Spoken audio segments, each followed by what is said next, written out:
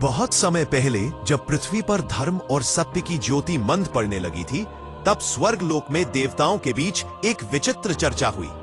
इंद्रदेव ने देव सभा में कहा, पृथ्वी पर मानव अब भौतिक सुखों में डूब गया है। उन्हें न धर्म की समझ रही और न ही आत्मा के सत्य का बोध। हमें किसी ऐसे दिव्यात्मा की आवश्यकता है जो स्वयं स्वर्ग से उतरकर उन्हें ज्ञान का मार्ग दिखाए। देवताओं ने मिलकर ब्रह्मा जी से निवेदन किया। ब्रह्मा जी ने अपनी सृष्टि शक्ति से एक अद्भुत तेजस्वी आत्मा की रचना की। उसका नाम रखा गया देवांश।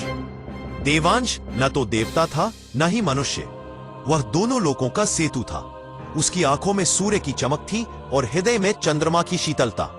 कहा जाता है जब वह जन्मा तो स्वर्ग में पुष्पों की वर्षा होने लगी और गंधर्वों ने गान गाए। ब्रह्मा जी ने देवांश को एक विशेष कार्य सौंपा। तुम पृथ्वी पर जाओ और मनुष्यों को यह याद दिलाओ कि उनका असली घर स्वर्ग नहीं बल्कि आत्मा का लोक है।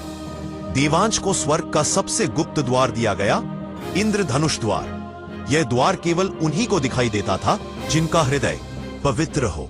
जैसे ही देवांश उस द्वार से गुजरा, उसने 7 लोकों को पार किया। सत्य लोक, जहां विचार भी पवित्र होते हैं। तप लोक, जहां तपस्या की अग्नि में आत्मा शुद्ध होती है।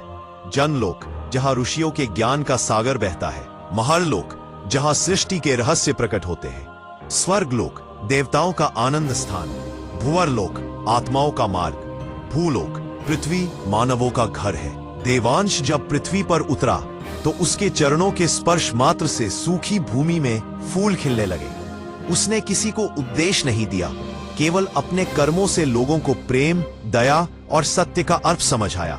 कहते हैं एक बार उसने एक पथभ्रष्ट राजा को केवल एक मुस्कान से हिंसा छोड़ने पर विवश कर दिया और एक दुष्ट राक्षस भी उसके एक शब्द से शांत हो गया। अपने कार्य को पूरा करने के बाद देवांश इंद्रधनुष द्वार से स्वर्ग लौट गया, परंतु लौटने से पहले उसने एक वचन दिया, जब भी मानवता अंधकार में डूबेगी मैं पुनः लौटूंगा, क्योंकि स्वर्ग और पृथ्वी अलग नहीं बल्कि एक ही आत्मा के 2 रूप है। दोस्तों, आगे की कहानी सुनने के लिए वीडियो को लाइक तथा हमारे चैनल को सब्सक्राइब करें।